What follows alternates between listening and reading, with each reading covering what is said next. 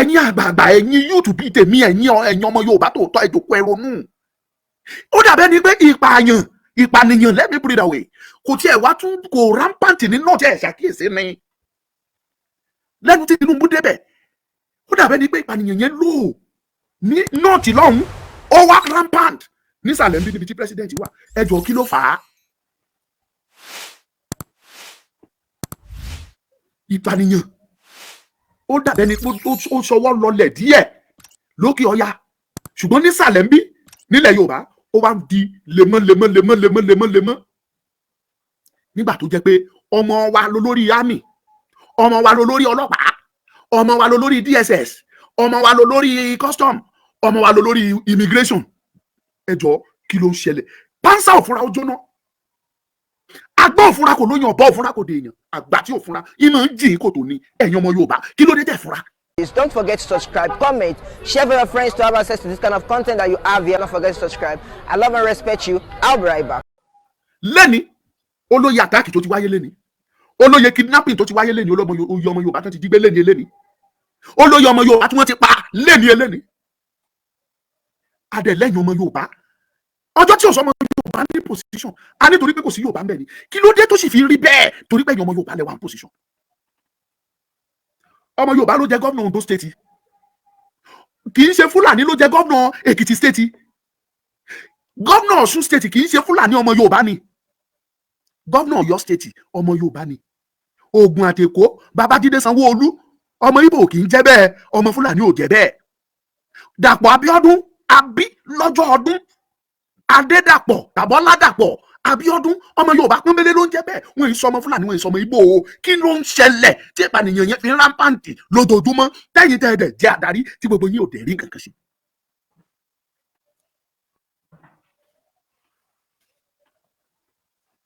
Sunday mi Ìgbòho òòṣà ọmọdé yẹn mọ òòṣà bàbá mo ká sókè fún ẹ. Adùn bárìn mọ́ jìyà. Olóyè Sunday Ìgbòho òòṣà ó dìde ó ní ẹ̀ ń pa àwọn èèyàn mi, ẹ̀ ń fìyà ń jẹ àwọn èèyàn mi, ẹni ká mọ́ sọ̀rọ̀. Ẹ̀yin ọmọ Yorùbá ilẹ̀ tó dìde ogun sọmọ lọ́mọ o. Ẹ̀yin ọmọ Yorùbá ilẹ̀ sọ pé tiẹ̀ pọ̀ ju o. Ẹlòmíì ló ń bú ọba. Mo wà ní TikTok yìí, ẹnìkan dìde sọ fún mi ó ní mo like Sunday ṣùgbọ́n ọjọ́ tó ti bẹ̀rẹ̀ sí ní bú àwọn ọba tó sọ̀rọ̀ ẹ̀dẹ́nu já wáyà ọjọ́ ẹ̀ mo ti hate ẹ̀. Mo dẹ̀ sọ fún mo ní sister, you are the only person that hates Sunday Igboho. Tí wọ́n bá hate ẹ̀, millions of ọmọ Yorùbá fẹ́ràn ẹ̀, because in tí àwọn ọmọ Yorùbá millions of ọmọ Yorùbá tí wọn ò lè sọ jáde Sunday Igboho ti bá wọn sọ o. Sunday Igboho ti bá wọn sọ. Mi ìwà praise Sunday Igboho, mi ìwà yin Sunday Igboho tàbí kí n sọ pé mo fẹ́ sìn rárá, ṣùgbọ́n téèyàn bá ṣe tó dá yẹ kéèyàn wí.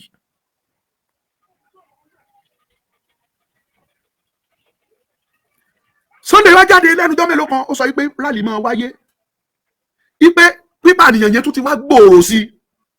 Attacking wáyé l'Ondo state, ó wáyé l'Èkìtì state, wọ́n pa odidi ọba méjì, ọba aládé. Yorùbá ní ẹni tá a nà lára ń ta, ẹ̀kan ló pápá ẹ já wa lẹ́gbàá ẹni a ò gbọ́dọ̀ sunkún. Ẹ mú ọmọdé dání, ẹ bó olígi, ẹ dẹ̀ ní kó má sun ẹkún. Nígbà ìwáṣẹ̀ láyé àtijọ́ tí ìlú bá ń dàrú, tí ìjínigbé ń pọ̀, tí wàhálà ń ṣẹlẹ̀ lọ́tún tó ń ṣẹlẹ̀ lósì, àwọn ọba ni wọ́n máa ké pé.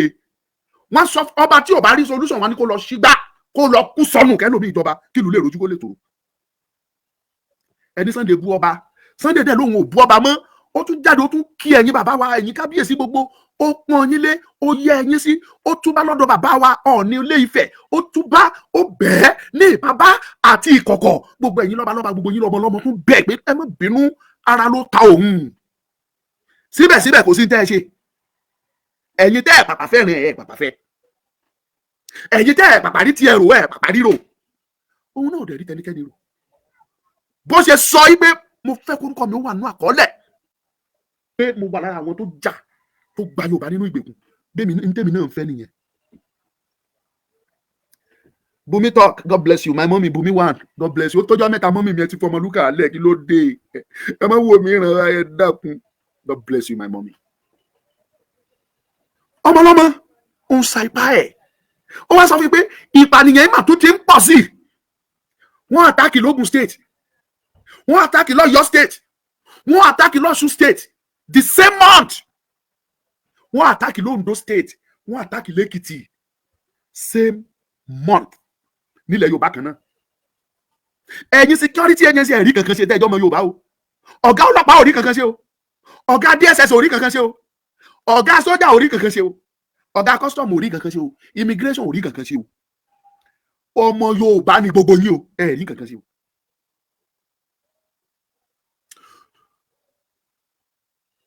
Ọmọ Adéyẹmọ wá sọ fún yóò ní rally ń bọ̀ tá a tún máa fi wá fi ẹ̀hónú wa hàn, either you like it or not, a máa ṣe rally yẹn. A discover pé yín kan tún ti lọ gbòbìrì kò tó, ẹ tún ti lọ ṣe ìpàdé, ẹ lọ ṣe ìpàdé, ẹni tó bá rí wọn kán máa mú wọn, ẹ máa arrest wọn. You are able to do this, or you can only succeed. Tó bá lọ fẹ́ arrest, o lè succeed láti arrest ẹnikẹ́ni èyíkéyìí tó bá wù ẹ́ nínú wa, ó free bàjẹ́bàjẹ́. Ìdí ni wípé Yorùbá ò tí ì ṣetán ni. Tí Yorùbá bá ṣetán, mẹ́wàá DSS àtàmì ẹ̀rẹ́dì àti ẹ̀ lè mú wa. Ó yé mi o, mo kàn fẹ́ kẹ́yìn fúnra yín fi ọgbọ́n kẹ́ fi rin ìrìn àjò yìí ni. You are still working for Nigeria. Oga DSS, you are working for Nigeria. Oga Army, you are appointed to serve Nigeria. Ó yé mi. Ṣùgbọ́n Yorùbá pòwe, ó ní òrìṣà bó ò lè gbà mí, fi mí lẹ̀ bí mo ṣe rí. Bó ò bá lè gbà mí, fi mí lẹ̀ bí mo ṣe rí.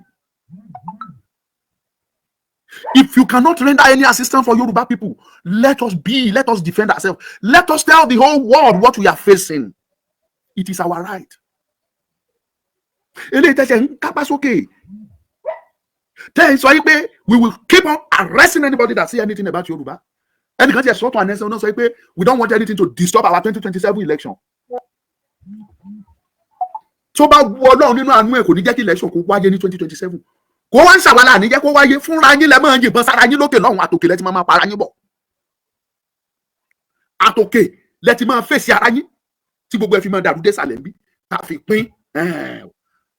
Kò ṣòro ṣe fún Ọlọ́run, Ọlọ́run ló mọ bó ṣe ń ṣe nǹkan.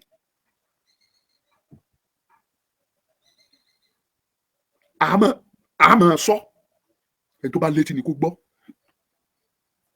DSS Káyọ̀dé Adéọlá àbí Adéọlá Àjàyí náà pè é, Adéọlá Àjàyí, I think so. Àmọ́ ṣe rally wa, èmi máa rìn with Yoruba Nation logo and flag. Tẹ́ bá fẹ́ wá mú mi ẹ máa bọ̀. I am not saying you don't have the power to do that. Who am I? Ta ni mo jẹ́? Mo mọ̀ pé you have the power to do that, but I'm not scared. Even if it is dead, I'm not scared. Kí n tó wọ inú ìjàngbara mo ti mọ̀ pé it's either I succeeded, it's either I succeed in this journey or otherwise. So mi ò bẹ̀rù, àyà ò fò mí. Màá lọ ẹni wúyẹ tó bá wù mí ní Nàìjíríà yìí with my flag, Yoruba Nation flag. Tí ò dẹ̀ sí ní tẹ́ mọ́ fi mí ṣe. Bẹ́ẹ̀ bá mú mi ní kẹ́ wá gbé mi lódindi kẹ́ máa gbé mi lọ. But I can assure you, ipò rí bẹ́ẹ̀ náà, Yoruba Nation will emerge. Ẹ má fa kùkùté lọ, ẹ má fa wèrè lọ́yàn. Ara ń kan everybody. Mo fi ọ̀nà Ọlọ́run bẹ̀ yín tẹ́ ń wo fídíò yẹn pín program yìí. Olúṣẹ́gun Adébánjọ, kí ló ń ṣẹlẹ̀? Ẹ bá mi pín. Ẹ bá mi pín, ẹ jọ̀ọ́ mo bẹ̀ yín ni. Question tí mo fẹ́ béèrè. No, má jẹ́ gbé bí question jẹ́ kí n fi ṣe bí ọ̀rọ̀. Báwo lẹ ṣe expect pé kára àwọn èèyàn máa kàn Mr. Káyọ̀dé, Mr. Àjàyí Adéọlá, DSS DG? Ẹgbẹ́ Tókun, báwo lẹ ṣe ń expect pé kára àwọn èèyàn máa kàn? Oúnjẹ wọn nílùú. Everything. We're so...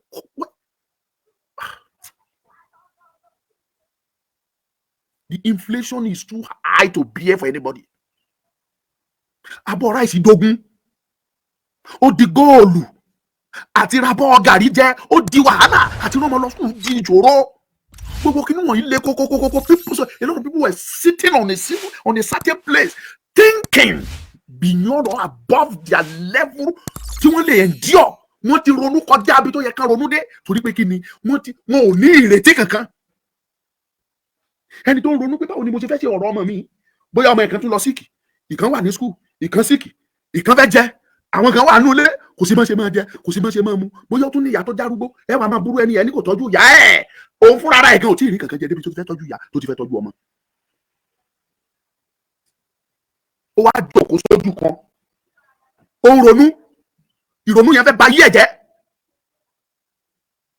Kidnapper tún wá, wọ́n tún wá kidnap wọn.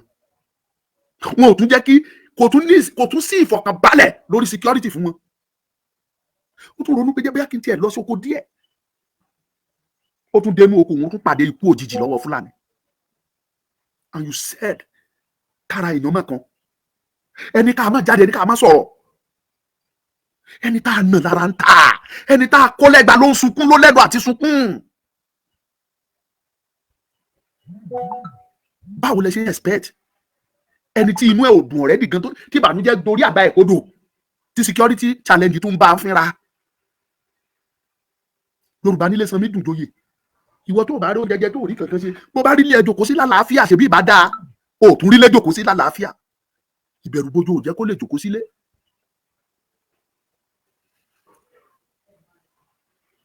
Ẹ ronú yín jinlẹ̀.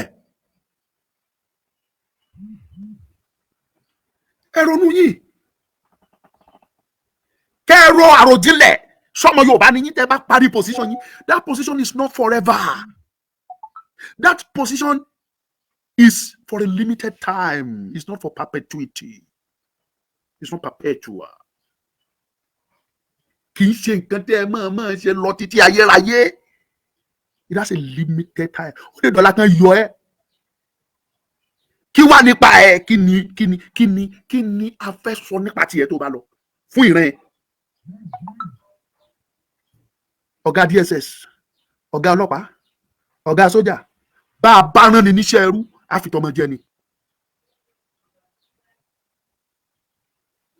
Bá a bá rán ni níṣẹ́ ẹrú, á fi tọmọ jẹ. Moreover, mo ń sọ, mo ń tún sọ.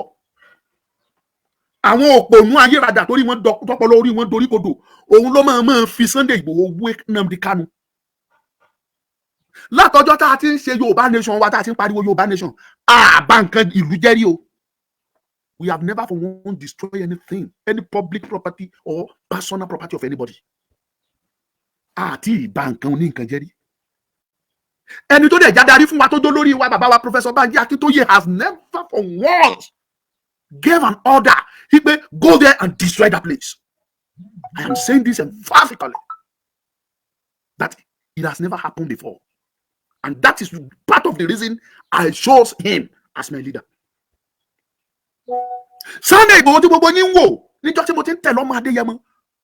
Sunday Igboho tí fi ọjọ́ kan báyìí kó give order ìpè Omoluka yẹn lọ jẹ̀bẹ̀ yẹn nu ẹ̀bá lé yẹn jẹ́ ẹ̀bá bẹ̀ jẹ́. Either ó sọ direct or indirect, Igboho has never do that before. Ọjọ́ tá a ṣe rally l'Ákúrẹ́ tí àwa àtọlọ́pàá fẹ́ kọlura with reason, àwọn kan ló set irọ́ yẹn jáde o. Wọ́n náà àwọn ọlọ́pàá rẹ̀ sí àwọn èèyàn wa náà bínú brrrr arọ́ọ̀ṣì lọ́bẹ̀. Information dẹ̀ dọ́dọ̀ olóyè dẹ̀ pè mí instantly. Igboho ní gbọ́ Omoluka àwọn lẹ́yìn àtọlọ́pàá ń jà àjà tó bá jẹ́ lóòótọ́ lẹ́yìn ẹsẹ̀ tó ẹ kí tó débẹ̀. Àwọn ọlọ́pàá yàrá wa ni wọ́n. Ẹ gbọ́dọ̀ bá wọn jà. Igboho ló sọ bẹ́ẹ̀ fẹ́ mi. Ẹ bá máa wọn jà yín tán padà ní ìníwá mọ́. Olóyè ló sọ bẹ́ẹ̀. Ara wa làwọn ọlọ́pàá yẹn. Igboho has never for once kó sọ pé ẹ lọ bà nǹkan jẹ́ rí. That is the difference between Sunday Igboho and Nnamdi Kanu. You can never in any way compare the two of them together. Ẹ̀yin òpònú ayérada lẹ́ máa fa àwọn méjèèjì wéra. Ọ̀pọ̀ pé Sunday Igboho sì ń ṣe tiẹ̀ peacefully. Kò sọ pé kán lọ jó mọ́tò, kò sọ pé ẹ lọ bà BRT jẹ́, kò sọ pé ẹ lọ ṣe báyìí, kò sọ pé ẹ lọ ṣe tọ̀hún o. Yet Nigeria government is in hunt here. They want to catch him. They just want to catch him by fire by force. àwọn dìdìrín díròbò kan wọ́n máa ń sọ pé kí ló dé tí wọ́n mú Nnamdi Kanu tí wọ́n ò mú Sunday Igboho, wọ́n mọ̀ fẹ́ mú Sunday Igboho ni. Sunday Igboho ò gọ̀, kí dẹ̀ ṣe ẹni tó ń sáré tẹ̀lé obìnrin débi náà ti fẹ́ mú tú obìnrin. Sunday Igboho ń ṣe dìdìrín kì í ṣòpònú, school ni ò lọ, western education ni ò lọ, but ọmọlọ́mọ ó ní bàbá ńlá brain.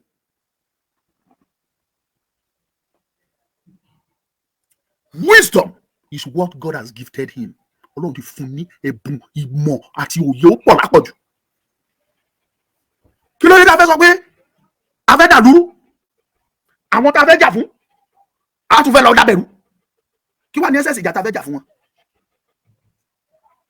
So reason tí mo ṣe fẹ́ kẹ́ ẹ mọ̀ nìyẹn Ọ̀gá DSS. Torí ẹ̀jẹ̀ gangan ni wọ́n sọ yìí, wọ́n pariwo yìí pé a máa arrest anywhere tẹ́ bá ra àwọn ọmọ Yorùbá tó ń jẹ́ Yorùbá nation. You are going to take them.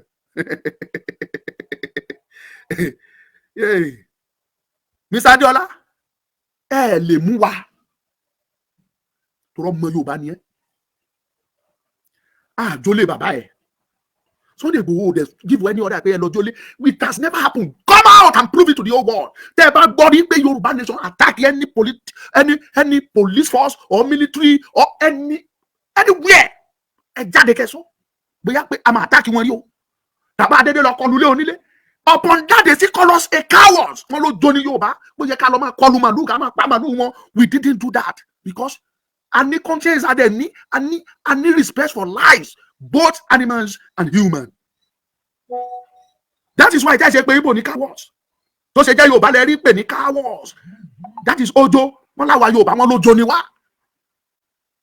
We have the reason for doing that. It's not that we are cowards. If you want to kill 1,000 cows within a second, we don't need to shoot gun. No, we are Yorubas.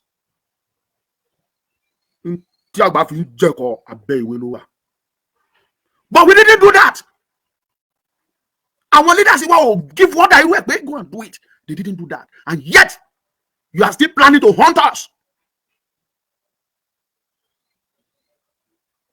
We are the most peaceful people in the planet. We endure people. We tolerate people. We care for strangers even more than ourselves in Yoruba land. And that is why you people see us as if we are foolish. We are not. We are not. Upon that, you are still hunting us. You want to arrest them. You will pick them up. Ẹ má lé wa débi tó ti jẹ́ pa máa kọjú sí yín padà o. Tẹ́ ẹ bá lé wa, tẹ́ ẹ lé wa àti sá o. Tẹ́ ẹ bá lé wa débi tá ti máa kọjú sí yín, agbára yín ò ní gbé. We are Yorubas. Ọmọ Yorùbá ni wá o.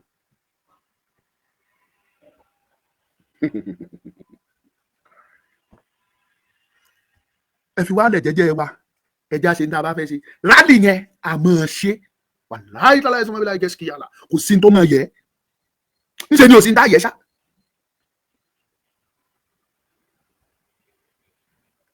Kò sí ń dá yẹ. A máa ṣe rálì yẹn á jáde. Mo dẹ̀ tún sọ fọ́dọ̀ mọ́ ọ̀dà àti èmi Omoluka. Bí ìgbà jáde yìí mo gbé fúláàgì mi kiri ni. Ẹ wá tú mọ́tò mi ẹni kí n bọ́lẹ̀ kẹ́ ẹ bá fúláàgì bẹ́ẹ̀ mo fi há kàkiri nínú mọ́tò ni. So kò sí tó máa yẹ. Bẹ́ẹ̀ bá wà rẹ̀ sì ní kẹ́ wá mú wa. Finally, mo advise yín ní gbogbo ẹ̀yin ọmọ Yorùbá tẹ́ di security position mú. Tẹ́ bá mọ̀ pé you are working for Nigeria. We understood you. Ó yé wa dáadáa. And for that reason, ààrẹ dà ti bá yín jà. Ṣùgbọ́n ẹ̀yin náà ẹ fi wá lẹ̀ níwọ̀n ìgbà tá a bá ti tako òfin. Tá a bá ti go against the law, it is our right to protest. Perhaps it's a very peaceful one. We are not ready to have a bank jerry, and we don't have any plan to bank jerry. So therefore, let us be. Mo ti Omoluka fún yín o. Abegbo. Inti Omoluka o. I dey beg una, make una leave us o. Ẹ lọ face àwọn ọmọ Igbo. Ìgbà táwọn ọmọ Fulani kún bẹ̀, àwa ni target wọn, àwa ni wọ́n fi ń ṣe oúnjẹ jẹ. Ẹ̀yin náà ẹ lọ fa àwọn ọmọ Igbo ṣe oúnjẹ jẹ. Tẹ́ bá kọ̀ tẹ́ ní ká má jáde kúrò ní Nàìjíríà. Nígbà tó ọmọ Igbo náà bá débẹ̀, àwọn náà fi Yorùbá ṣe oúnjẹ jẹ. Àjọmọ àbí oníkálukú àjọmọ gbé síra náà ni títí tára yín á fi balẹ̀. ẹlẹ́fẹ̀ẹ́ gbọ́. àbọ̀ ọ̀rọ̀ là ń sọ fọmọlúwàbí bó bá dénú ẹ̀ wọ́n máa ń do díndín ni. mi ì róúnjẹ jẹ mi ì rí kankan ṣe security threat tuntun jáde sí mi ẹ wá ní karamọ́ kan ẹni ká má sọ̀rọ̀ ẹni ká má ké o.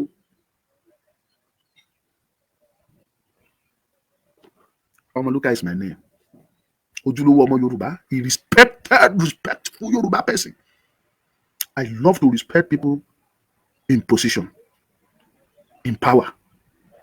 I love to respect them because even the Bible backs it up that you should respect people in power. And that is why I'm respecting you, Chief of Army Staff, Chief of Police, Chief of DSS, Chief of Custom, Chief of Immigration, and others. I am giving you this respect and as a Christian. Please, let the Yoruba people be. If you cannot help the Yorubas, let us be. This is ODUA TV Watch. Don't forget to subscribe, comment your opinion, like, comment and share so that other people can get access to what you enjoy on our channel. Thank you. We love you.